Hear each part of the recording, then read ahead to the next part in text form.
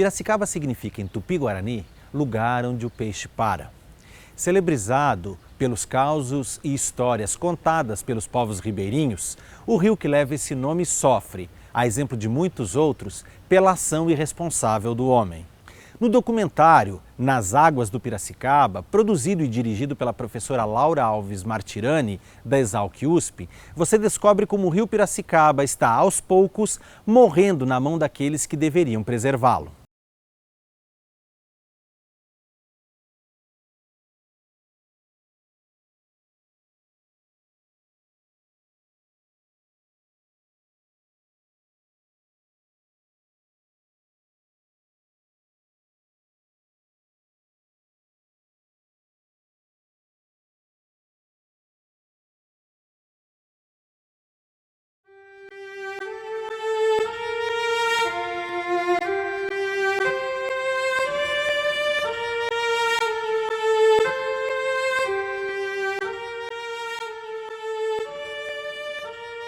Quando a gente toma um copo d'água, a gente fica pensando, será que a água tem nonilfenol, fitalatos, bisfenóis? Será que essa água tem coliforme fecal?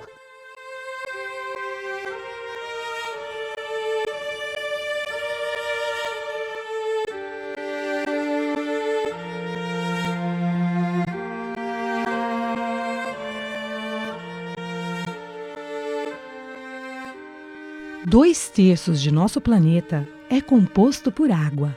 Dessa água, apenas 2,5% é doce.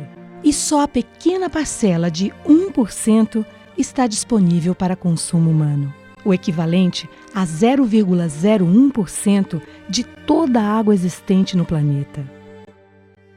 A maior parte da água doce encontra-se em geleiras, icebergs e subsolos muito profundos e não pode ser usada pelo homem. Atualmente, cerca de 1/3 da população mundial é afetada por problemas de escassez ou má qualidade de água. Os países que enfrentam os mais graves problemas de escassez encontram-se na África, no Oriente Médio e na Ásia.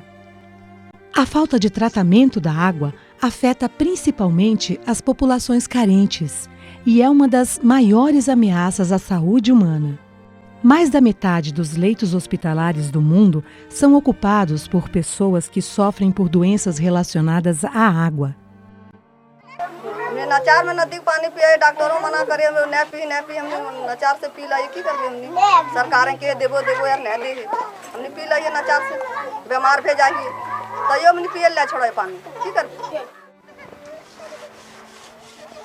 Segundo dados da ONU, em 2010, 900 milhões de pessoas em todo o mundo não tinham acesso a fontes confiáveis de água potável e mais de 2,5 bilhões viviam sem saneamento básico.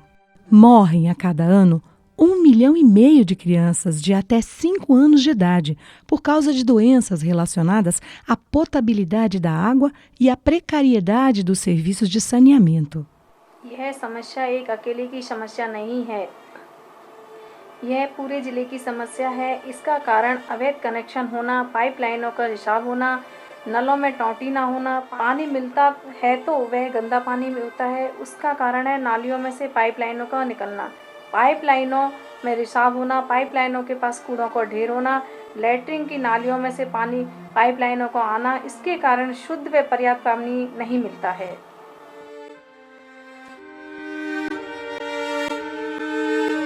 No Brasil, encontra-se cerca de 12% da água doce superficial do planeta e a maior parte do aquífero Guarani, o maior aquífero transfronteiriço do planeta. Apesar de imensos, os aquíferos não são inesgotáveis e há muitos anos o nível de suas águas vem baixando rapidamente. Mais de 1/4 dos habitantes da Terra dependem das águas subterrâneas. As águas superficiais e as águas subterrâneas são o mesmo recurso, fluindo em meios físicos diferentes de forma indissociável dentro do ciclo hidrológico. Nesse ciclo, a quantidade de água do planeta se mantém constante há milhares de anos, O que vem mudando é sua distribuição e qualidade, devido à crescente poluição e contaminação.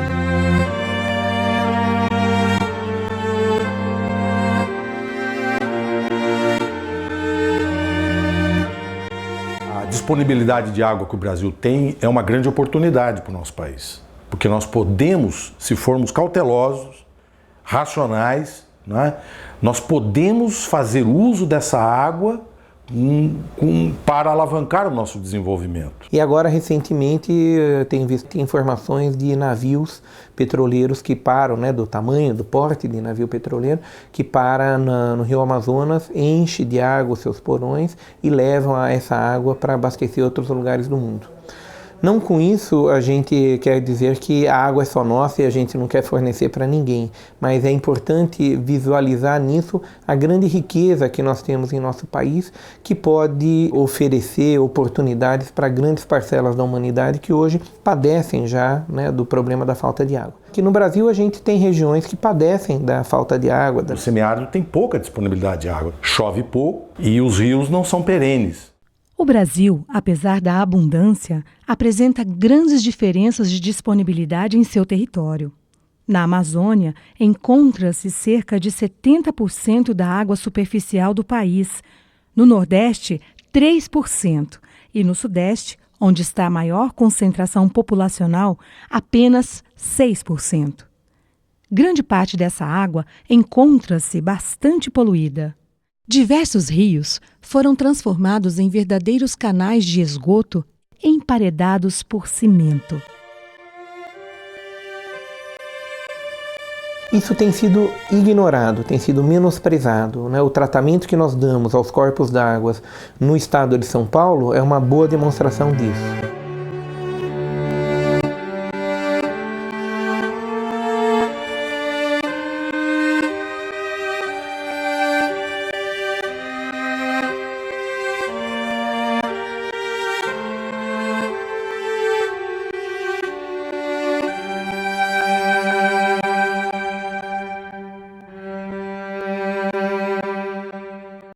A história de luta da região pelo rio, que começou no final da década de 60, começo da década de 70, com a implantação do sistema Cantareira.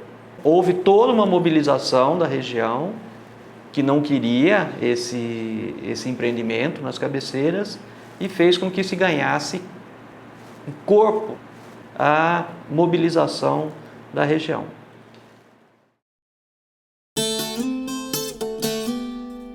O sistema Cantareira é um complexo formado por 6 grandes represas. Foi construído nos anos 60 e 70 para abastecer a região metropolitana de São Paulo.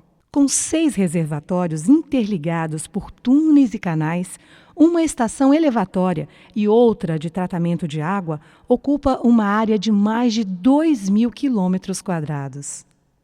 Considerado um dos maiores sistemas de produção de água do mundo, é responsável por quase metade da água consumida pela Grande São Paulo. Abastece cerca de 9 milhões de pessoas.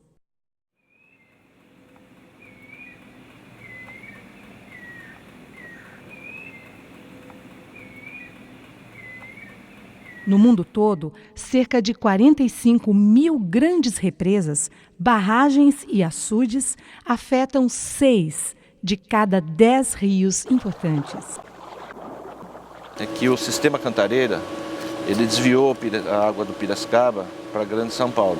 A população sentiu que o volume de água nos rios abaixaram e aumentou a concentração de poluentes. Os piracicabanos passaram a sentir gosto da água, gosto de produto químico. Existiam épocas do ano em que o oxigênio dissolvido realmente chegava a 0. Um belo dia, Piracicaba amanhecia com um rio forrado de peixes boiando e mortos. As usinas de açúcar, que naquela época lançavam o restilo no rio. E acontecia muita mortandade de peixes. Você acordava de manhã, um rio mal cheiroso e toneladas de peixes mortos. Dos anos 70, quando foi criado o Proálcool, que na época, para cada litro de álcool, se gerava 13 litros de vinhaça. E essa vinhaça era jogada no rio. Tá certo? Com o decorrer do tempo, com a ciência, com a tecnologia, com a modernidade, todo esse produto deixou de ir para os rios, eles foram utilizados como fertilizantes. O índice de tratamento de esgoto urbano era muito baixo, né? Era da ordem de 6%. E existia aquela filosofia que esgoto não dava volta porque ficava tubo enterrado. É diferente de uma caixa d'água que está exposta no lugar mais alto da cidade. Vendo o seu rio morrer, a cidade foi se sensibilizando. Muitos movimentos ocorreram, marcados, por exemplo, com uma passeata e um enterro simbólico do rio Piracicaba na Praça do Protesto, hoje, lá na Avenida Beira-Rio. Em 77, antes de eu me tornar pescador, foi o auge do final do rio Piracicaba, que o rio era muito baixo, muita poluição, até fizeram umas propagandas, umas placas pretas que foram colocadas no rio. Em 1986, a Associação dos Engenheiros e Arquitetos de Piracicaba, junto com o Conselho Coordenador de Entidades Civis, montou uma campanha chamada Ano 2000, Redenção Ecológica da Bacia do Piracicaba.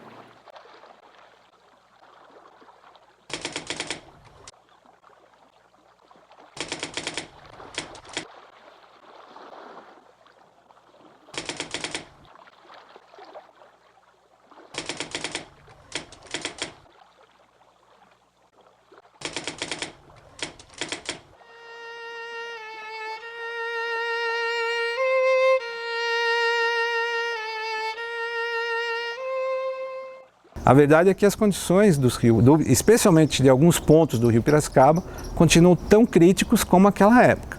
A qualidade do rio Piracicaba aqui na nossa região, na cidade de Piracicaba, ela infelizmente ainda é de péssima qualidade.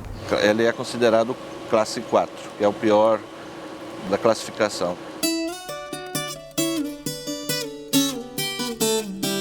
As águas, elas são classificadas pelo CONAMA em 4 classes. A classe 1 é aquela água de excelente qualidade, aquela das nascentes. As classes 2 e 3 são intermediárias. E a classe 4 é a pior delas. Você imagine classe 4, você pega, é quase que um esgoto a céu aberto. A poluição da água, ela tem basicamente 3 pontos importantes, que é o esgoto doméstico, o efluente industrial. Cada tipo de indústria tem o seu tipo diferenciado de efluente, e tem os agroquímicos, os produtos químicos utilizados na agricultura. A indústria praticamente está resolvendo o problema dela com um lançamento muito pequeno dos rios. O problema maior hoje está concentrado basicamente no esgoto doméstico, que os municípios ainda não estão conseguindo tratar com a devida urgência, e a questão dos produtos químicos agrícolas. É muito difícil fazer um controle sobre os produtos químicos, sobre o lançamento, porque eles são lançados na agricultura e eles têm um acesso difuso no rio, porque você não tem um controle de como você evitar esse acesso. Nós temos no esgoto doméstico, que é o maior poluente dos nossos rios, além da matéria orgânica, que retira o oxigênio dos rios e isso dificulta o desenvolvimento dos peixes. Nós temos todos os medicamentos, cada medicamento que cada indivíduo toma. Imagine vocês toda a reposição hormonal que tem sido feita nas mulheres e hoje nos homens também. Todas as atividades, todas as indústrias, enfim, todas as casas, detergente, sabão em pó, tudo isso vai afetar a qualidade da água. São as substâncias surfactantes que devem ser controladas e devem ser minimizadas. Tudo acaba indo para o rio e do rio para o mar. Nós cuspimos literalmente no prato que comemos, né? Jogamos todos os dejetos das nossas cidades dentro dos rios. O que interessa é a gente mitigar, ou seja, minimizar os impactos que a gente mesmo produz.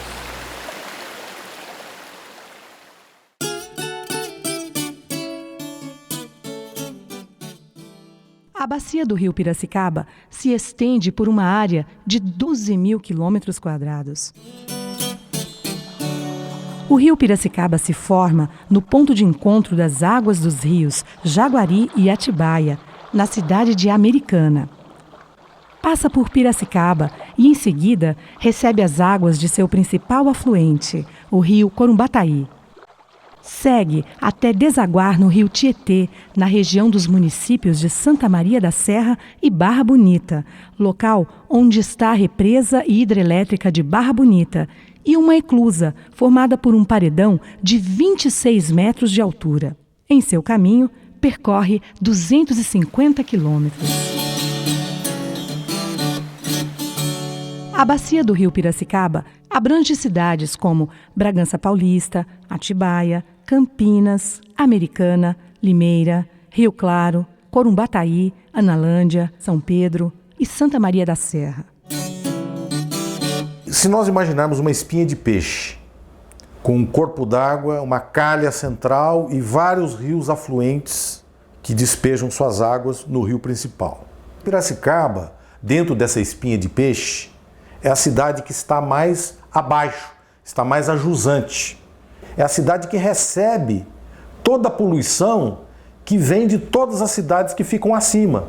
Esgoto doméstico, grande parte deles ainda vindo de cima da bacia, mais ou menos na região de Campinas, e uma outra parte é que a gente tem destruído os nossos potenciais mananciais de água, que poderiam ser como agentes que auxiliariam a melhorar as condições do rio. Uma bacia crítica para a ONU é aquela bacia que tem menos do que 1.500 metros cúbicos por habitante por ano.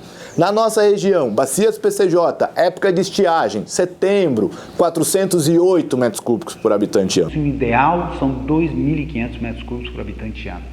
A nossa criticidade está aí. Na época de estiagem, nós temos quase 4 vezes menos do que aquilo que a ONU já considera como crítica. E esse é um índice comparado a países do Oriente Médio, para se ter uma ideia, né? Então, a bacia do Piracicaba hoje apresenta índices de disponibilidade mais baixos que o semiárido do Nordeste. Nós estamos numa região que hoje abastece 5 milhões de habitantes, mas que através do Sistema Cantareira, que é um conjunto de represas das cabeceiras dessa região, abastece mais 9 milhões de habitantes. Que tira da bacia do Piracicaba quase 50% da sua água de melhor qualidade. Temos uma certa oferta, mas estamos operando no limite, onde a demanda está muito próximo da oferta e a qualidade impossibilita que alguns municípios utilizem a água do rio que passa em frente ao seu município, que o exemplo maior disso talvez seja o município de Piracicaba.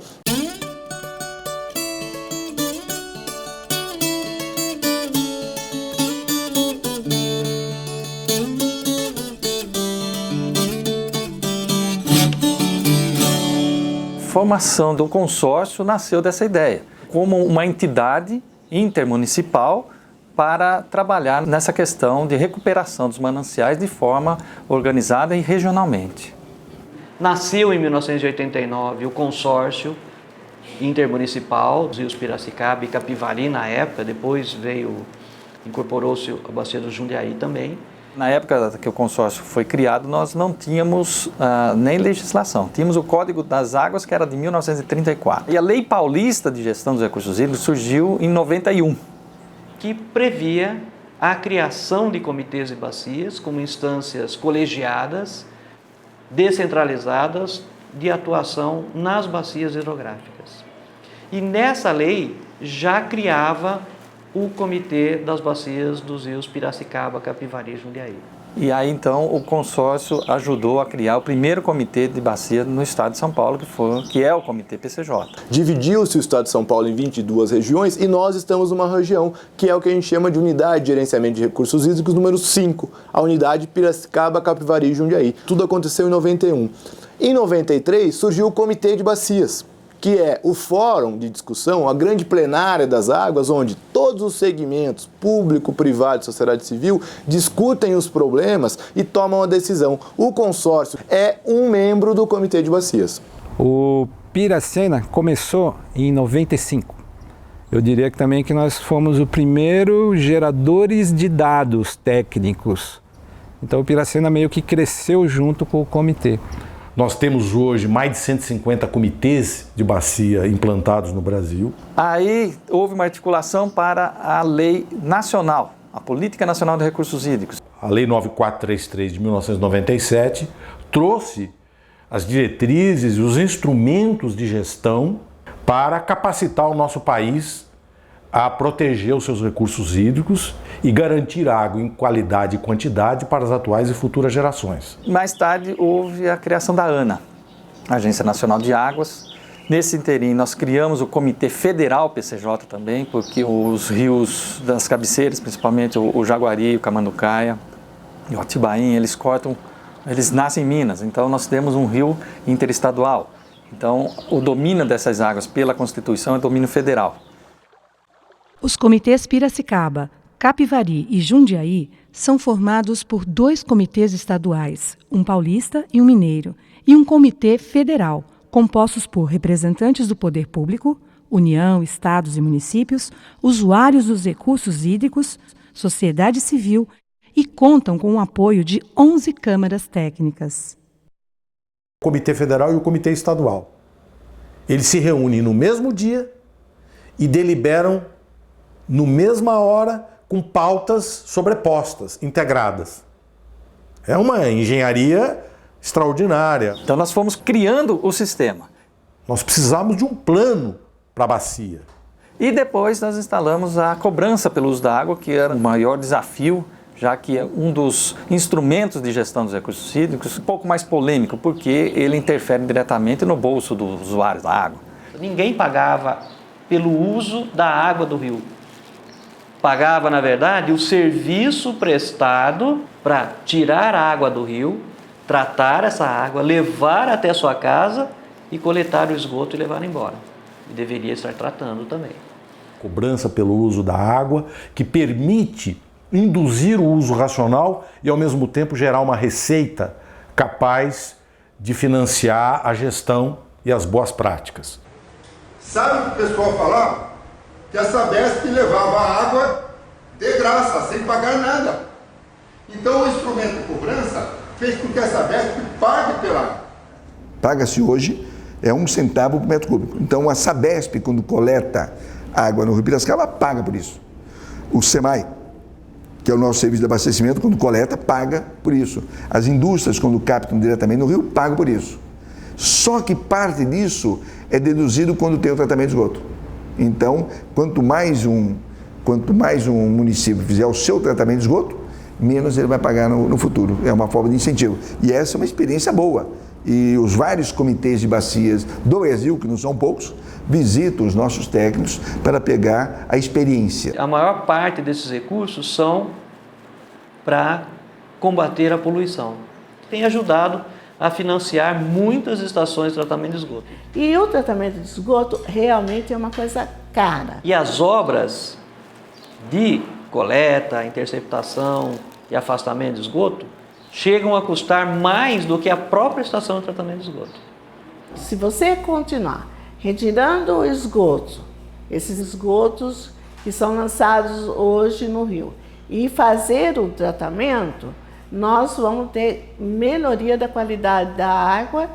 A população também não pode começar a crescer muito, porque daí não se acompanha a quantidade de ETs, chama a estação de tratamento de esgoto, com o crescimento da população.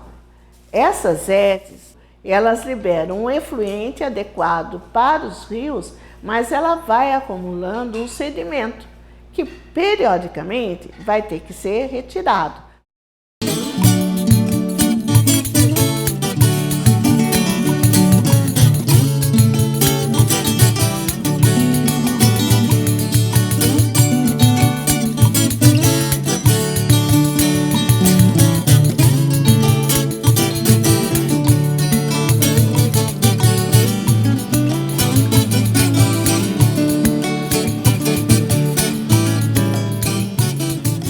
Hoje, 90% da água que abastece Piracicaba vem do Curumbataí e 10% vem do Rio Piracicaba. Depende muito das cheias. Ora, você pode pegar um pouco mais daqui, um pouco de lá, mas o esquema está colocado para abastecer Piracicaba pelo Rio Curumbataí, que tem disponibilidade e tem uma água com um pouco mais de qualidade. O Curumbataí fornece praticamente 90% a 95% da água de Piracicaba. E o restante, de 5% a 10%, é abastecido pelo Rio Piracicaba. Tanto a água captada no Curumbataí tratada quanto do Piracicaba ela se mistura e vai para toda a cidade. Então tem bairro recebendo água do Piracicaba e do Curumbataí. No final, elas se juntam e distribuem para toda a cidade. A grande preocupação no momento, eu acredito que seja a disponibilidade e a qualidade de água dos rios Piracicaba e Curumbataí. Principalmente o rio Curumbataí, que é o principal manancial de abastecimento público da cidade hoje. É a prioridade do SEMAI da cidade para que o rio Curumbataí não venha a ser um rio Piracicaba amanhã.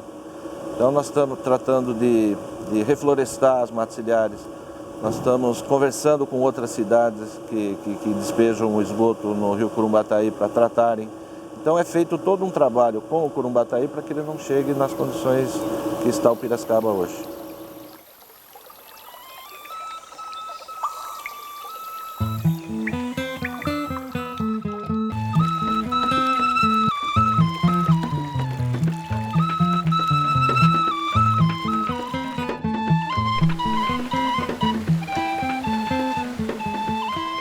É a bacia do rio Curumbataí. Você vê o Cuscuzeiro, o Morro do Camelo na parte de cima, um divisor de água de 3 bacias hidrográficas. Do rio Mogi, que é a parte mais alta, 1.034 metros de altura, e eu tenho a bacia do rio Feijão, que vai para São Carlos. E é abastecido boa parte de São Carlos com essa água que nasce daqui de Analândia.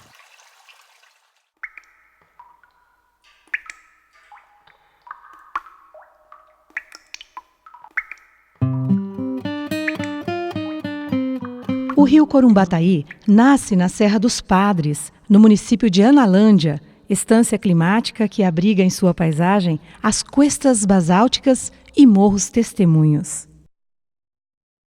O rio percorre 170 quilômetros, passa pelas cidades de Curumbataí, Rio Claro e desemboca no rio Piracicaba.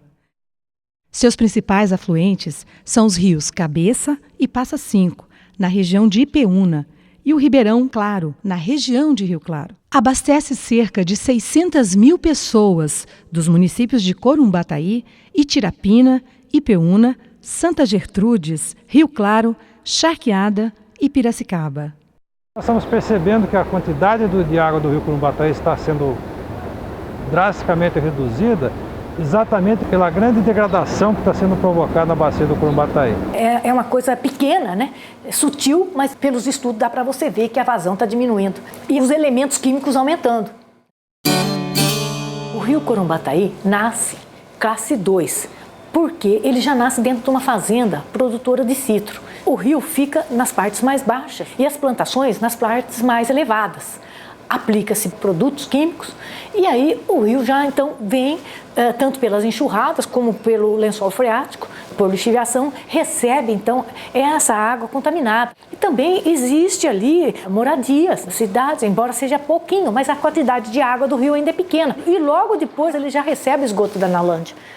Nasce numa altura de 600 e poucos metros, quando ele chega aqui, ele está 400 metros mais ou menos. Então essa queda de altitude toda ajuda a aerar o rio.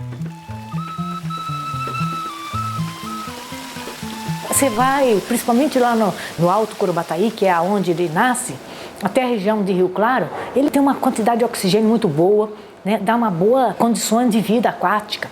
Tem uma alta depuração. Todo o sedimento dele é arenoso, branquinho, mostrando que o rio está bom. Porque quando começa a aparecer a matéria orgânica, o sedimento ficava preto, feio. Então você já sabe que o rio está comprometido.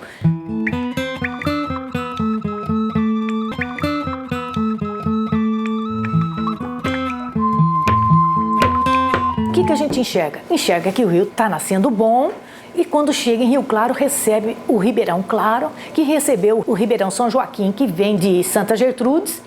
O sedimento fica escuro e ele é um rio que dá uma carga enorme de DBO para o rio Curumbataí. Ribeirão Claro tem vários metais e muito herbicidas, porque tem muita cana-de-açúcar em volta. E tem também os metais que devem ter muitas empresas. Tem mercúrio. De vez em quando aparecem níveis de mercúrio acima da legislação. Ele tem também oxigênio baixo, então a contribuição dele para o rio Curumbataí não é boa. Então são os pesticidas, nematocidas. O nitrato, o fosfato. A gente mesmo, quando metaboliza esses compostos, vão produzir substâncias tóxicas dentro da gente. Os pesticidas, eles são vários produtos. E cada produto desse, quando degradado, vai formar 4, 5, 10 metabólitos. E quando você vai na literatura, você começa a ver que o produto não é cancerígeno e tal, mas os metabólitos deles são. Por exemplo, é permitido 2 microgramas de atrazina na água. Quanto que aparece? Aparece 20, 22 microgramas. Então é 10 vezes mais, é muito. Assusta a gente. E tem os metais pesados, como cádmio, chumbo, cobre, que vêm principalmente da área agrícola e também da área industrial. O aumento progressivo do sal nas águas. Polo cerâmico de Santa Gertrudes, nós temos encontrado grande quantidade de flúor. E o flúor é cancerígeno e para as crianças recém-nascidas ele é letal e para as crianças em desenvolvimento ele dificulta a formação de óvulos. Nós temos flúor nas águas subterrâneas já, por causa da mineração e por causa do polo cerâmico. E essa água subterrânea, se chama de mina, pode ser até tomada diretamente para o cidadão. E outro problema é que o flúor não deixa as plantas crescerem. O pequeno agricultor, como tem em Santa, tem em Cordeirópolis, que eles estão tendo prejuízo porque a produção deles não é igual. Depois que ele passa em Rio Claro, ele depura ainda. Ele passa por mata ciliar, ele passa por áreas boas de solo, ele recebe o Passa Cinco, Cabeça, que são águas límpidas e bonitas.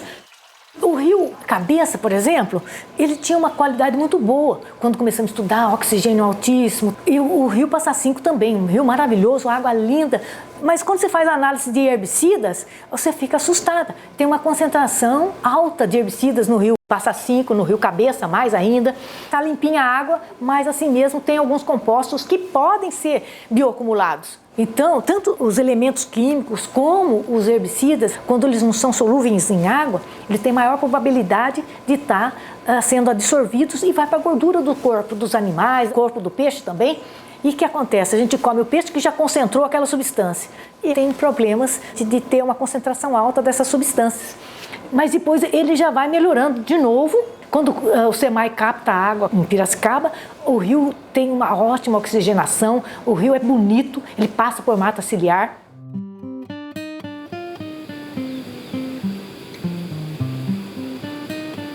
As estações de tratamento que tem ali em Rio Claro, Piracicaba, são estações de tratamentos bem equipadas. Eles fazem um tratamento com bastante consciência e produtos adequados. Quando aparece alguma coisa que mostra que tem muito nitrogênio e fósforo na água, eles passam a utilizar o carbono ativado. Até o cloro, quando a gente põe a água na nossa casa, que a gente filtra, esse carbono ativado retém as substâncias químicas. Se o carvão realmente está ativo, ele vai filtrar tanto hormônios como pesticidas, toxinas que vêm na água, são retiradas. O que não pode ser feito é como era feito. As zetas, em janeiro mais ou menos, elas passam por um tratamento de limpeza. E aonde que elas jogavam o lodo? Adivinha? No rio. E periodicamente causavam uma grande poluição. Os esgotos de Rio Claro realmente precisam ser tratados para melhorar a qualidade da água. Nos últimos anos, várias fontes de financiamento surgiram. Hoje, o tratamento dos esgotos, a população sabe que precisa e tem gente que vota só exatamente porque vai tratar os esgotos. Mudou a filosofia.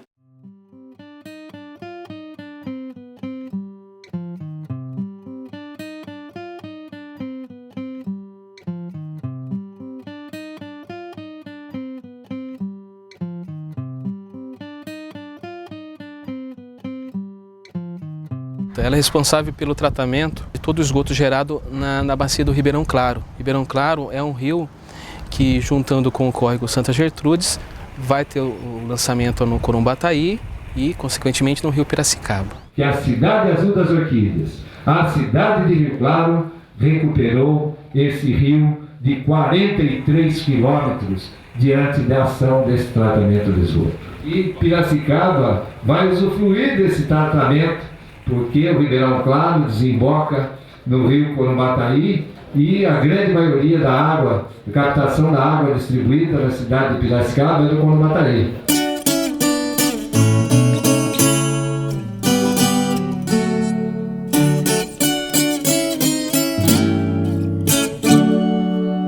Nós temos uma estação de tratamento no Piracicaba-Mirim que trata 35% do esgoto.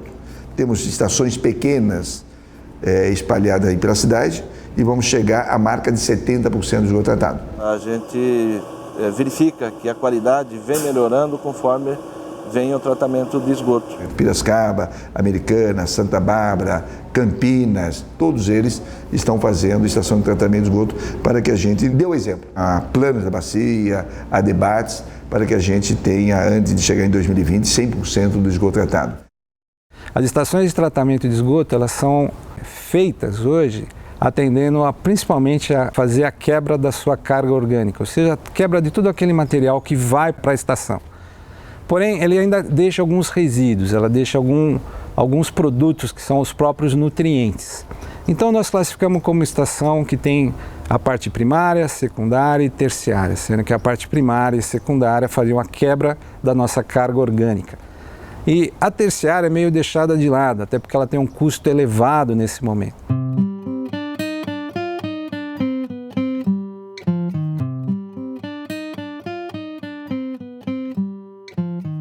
Isso tudo da floresta, né, com o seu dossel, com seus troncos e suas raízes, serve como agentes filtrantes da água que percola e vem brotar os afloramentos chamados aqui na região de olhos d'água. É isso que mantém a qualidade da água. Florestas, cerrados, várzeas cumprem funções ecológicas e ambientais fundamentais que só elas cumprem. Por a gente ter uma série de plantas diferentes, arbustos, árvores, a gente tem raízes diferentes, com profundidades diferentes, densidades diferentes. E cada uma dessas raízes segura a água no solo. Falta muita mata, porque a gente... Aqui em Analândia ainda está bem, tem bastante mata ainda, mas a gente desce para baixo aí, a gente vê o rio lá, ali em Corumbataí mesmo, você vê o rio quilômetros e quilômetros, não tem uma árvore na beira do rio. O rio corre no meio do pasto. As nossas margens são 90 quilômetros aproximadamente. Desses 90 quilômetros, eu tenho 5 quilômetros que está em estado crítico. Eu tenho 32 que está assim, sendo preservado, mas precisa de um pouco mais de investimento. A gente tem, segundo o inventário florestal do Instituto Florestal, uma média de menos de 10% da cobertura florestal nativa nos municípios. Cobertura natural, mesmo uma cobertura secundária, hoje só restam apenas 6% dessa cobertura na nossa bacia do rio Corumbataí. A área agrícola ocupa uma grande extensão e a área agrícola nossa é bem limitada em termos de tipos de monoculturas. Ou é cítrico ou é a cana-de-açúcar. Na área do Rio Cabeça tem um pouco mais de pastagem, mas se analisando a bacia como um todo, é cana-de-açúcar e cítricos. Antigamente aqui não tinha um pé de cana, só mesmo cana para consumo do gado, essas coisas sempre teve. E aí como todo mundo foi encontrando dificuldade, o cara tem a terra e não consegue viver dela, o cara é obrigado a arrendar para a usina fazer o custeio da terra e judia, assim, é muito herbicida, eles usam muito produto químico, né? O que significa isso? Significa que a gente desmatou além da conta. A gente vê aqui na região, a gente pode ver aqui, vindo para cá, o volume de processos erosivos, aí de sulcos e ravinas que a gente tem na região. A bacia do Corumbataí, ela praticamente inteira está em solos arenosos. Então a gente tem todo tipo de processo erosivo acontecendo nela, se a gente não adota técnicas de conservação do solo. O problema é o lugar quando não tem as curvas, que dá aquelas erosão, aí vai tudo para as águas, né?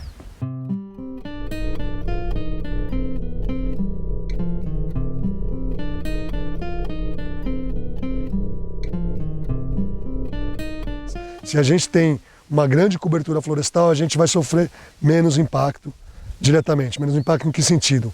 Do clima, do volume de chuvas, a gente consegue ter uma estabilidade maior. É importante ter as matas nos topos de morro, porque no alto é onde se infiltra mais água para o lençol freático. Muito mais do que no meio da vertente, muito mais do que lá embaixo, porque é uma área que tem é mais porosa, geralmente os topos de colina, os topos de morro. Então é muito mais interessante que a gente tenha uma camada florestal maior nesses altos, também para otimizar a infiltração e diminuir o escoamento na vertente. E nas áreas rurais, a gente pode ter todo tipo de atividade, seja ela cultivo em campo aberto, pecuária, produção de papel e celulose, a gente pode ter, mas o interessante é que a gente tenha elas com todas as técnicas existentes para a conservação dos solos e para otimizar a infiltração da água no solo. Está mais do que provado que quando essas coberturas vegetais são repostas, aumenta a vazão das águas subterrâneas. Quer dizer, se um pequeno produtor tem um poço artesiano, depois de 1 ano ou 2 que ele repôs essa cobertura vegetal, ele vai, vamos falar assim bem simples, aumenta a quantidade de água que tem naquele poço. Porque o nível do lençol freático está mantido, abastecido ao longo do ano todo e diferente de uma situação que a gente só tem um pasto ou só tem um canavial sem a mata ciliar ou as matas de topo de morro ou as reservas legais, que grande parte da chuva drena imediatamente para o curso d'água. O rio que não tem árvore é a mesma coisa que você soltar um bebê recém-nascido aí numa estrada aí, ele não vai ter defesa nenhuma. Para se manter uma fitossociologia vegetal, a gente tem que ter as interações. Quem foram as árvores pioneiras? Depois essas talvez até morreram e ficaram aquelas que foram sendo mais adaptadas ao sistema. Então a história do sistema é importante. Além da plantação, nós temos que ter medidas de manutenção. Quer dizer, plantou, mas você tem que ir lá ver se está crescendo, se não está crescendo, evitar pisoteamento de animais. Então isso precisa às vezes de cercas, e essas cercas são caras. Porque o que acontece? Se planta, depois de 1, 2 anos você volta lá, está tudo morto, algumas coisas aparecem, outras não. Não pode ter gado andando nas nascentes, né? Tem que ter um limite de metragem em volta no mínimo 50 metros em volta das nascentes. A preservação das nascentes do rio Piracicaba, que iniciam nos municípios mineiros, né, da bacia do PCJ, ela é muito importante para toda a bacia do Piracicaba, da mesma maneira que a manutenção, a preservação da bacia amazônica ela é importante para o planeta. Existem regiões que prestam serviços para a bacia de maneiras mais intensas, serviços ambientais e que precisam, para estarem ali e serem numa sociedade capitalista, de alguma maneira serem remunerados. Tem 9 nascentes. Todas elas são formadoras do Corumbataí, né? Então, todas bem preservadas. No começo que a gente veio aqui, tinha algumas que o pessoal tinha desmatado perto. Aí a gente recuperou elas, reflorestou em volta. E hoje elas estão dentro dos padrões aí da exigência do meio ambiente. Na verdade, o pessoal de cidade grande principalmente acha que o agricultor é bandido. Porque está lá na televisão toda hora falando de desmatamento, então quando fala que o cara é agricultor, já está vendo o cara como bandido. E não é bem assim. A gente está lutando com o turismo, né? É um negócio que é pouco investimento e é um retorno garantido e um retorno bem satisfatório.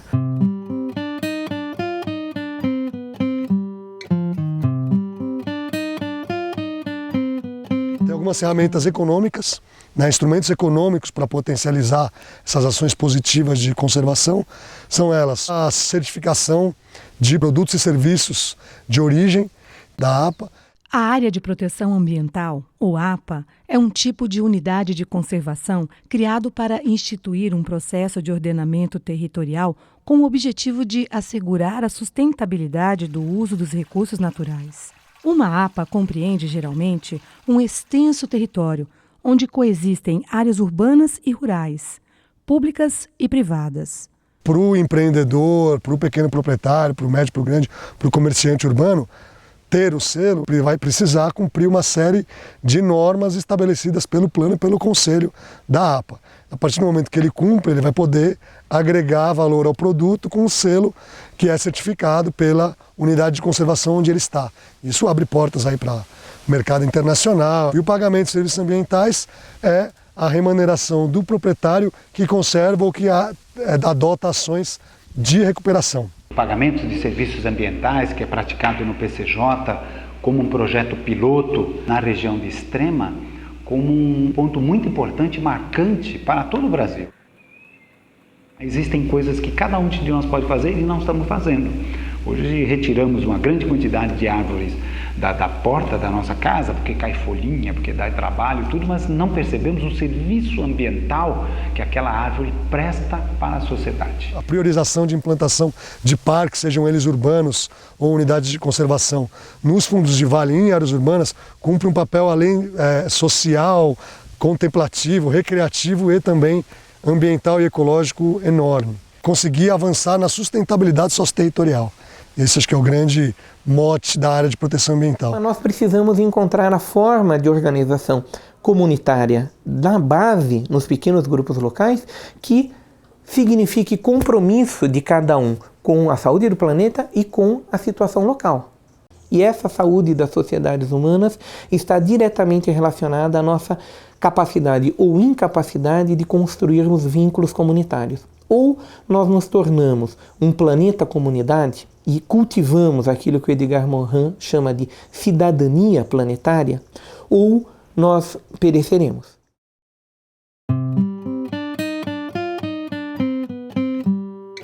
Sistema de gestão dos recursos hídricos, através dos instrumentos de gestão, estavam administrando um conflito que tinha mais de 20 anos. Colocar na pauta tratamento de esgotos e outras ações, educação ambiental, reflorestamento de mata ciliar, políticas de combate à erosão, enfim, planejamento. E aí entra o TORGA, entra o plano, os planeamentos de cuencas, os planos de bacias e tudo mais. A Bacia do Piracicaba é um exemplo cabal de gestão descentralizada e participativa. É o melhor exemplo que tem no país. Estamos longe do ideal ainda. O nosso ideal é fazer com que as águas do rio Piracicaba, aqui em Piracicaba, elas retomem a qualidade de classe 2 do rio. Cada pessoa precisa acreditar que é possível atuar por um futuro melhor. Cada pessoa, quando utiliza a água dentro de casa, precisa ter essa sensibilidade no sentido de perceber: essa água é sagrada, essa água tem uma história. Quem entra dentro de uma caverna e vê a água sendo trabalhada pela natureza, pelos entes da natureza, sendo produzida com qualidade, sabe da importância de a gente ter um carinho, um cuidado, uma reverência em relação a cada copo d'água, a cada banho que a gente toma. A saúde de uma bacia hidrográfica está diretamente relacionada à saúde da população que vive nessa bacia hidrográfica. A compreensão que essa população tem da interligação entre o seu modo de vida, de produção, de consumo e a saúde de toda a bacia hidrográfica, inclusive e principalmente da água, da qualidade da água.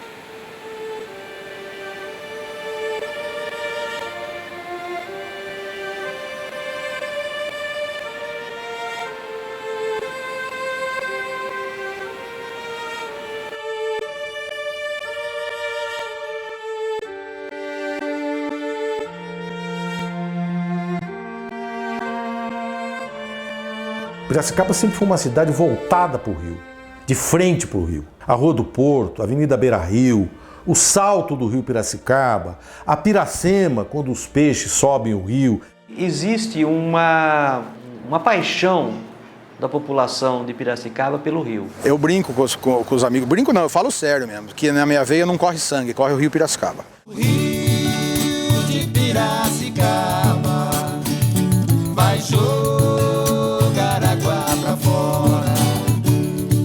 Quando chegar a água dos olhos de alguém que chora, eu quero apanhar uma rosa, minha mão já não alcança, eu choro desesperado, igualzinho uma criança. Quero ver quem que não chora pela dor de uma saudade. Quero ver quem que não chora quando ama de verdade.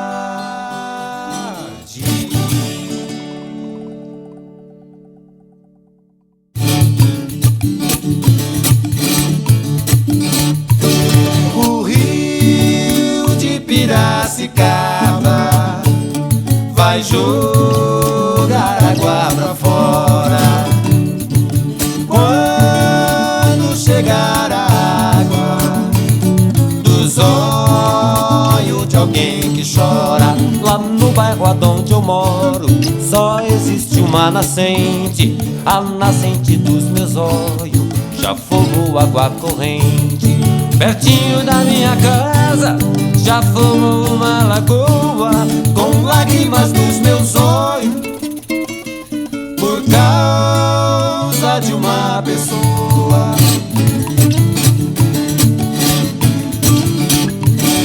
O rio de Piracicaba vai jogar água pra fora.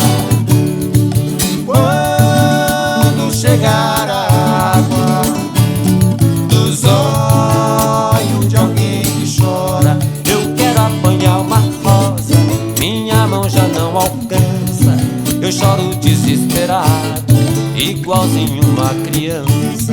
Quero ver quem que não chora pela dor de uma saudade. Quero ver quem que não chora quando ama de verdade.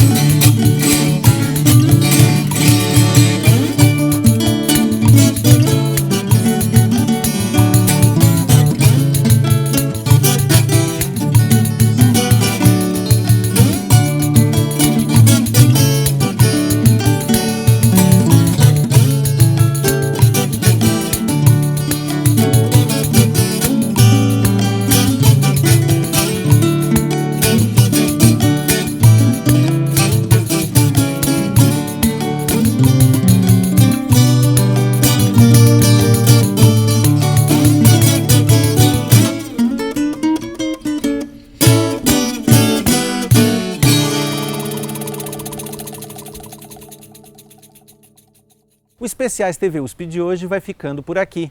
Acompanhe essas e outras produções da TV USP também na internet, tvusponline.blogspot.com ou na fanpage do Facebook, TV USP Pira. Mais uma vez, obrigado pela sua companhia e até o próximo programa. Tchau!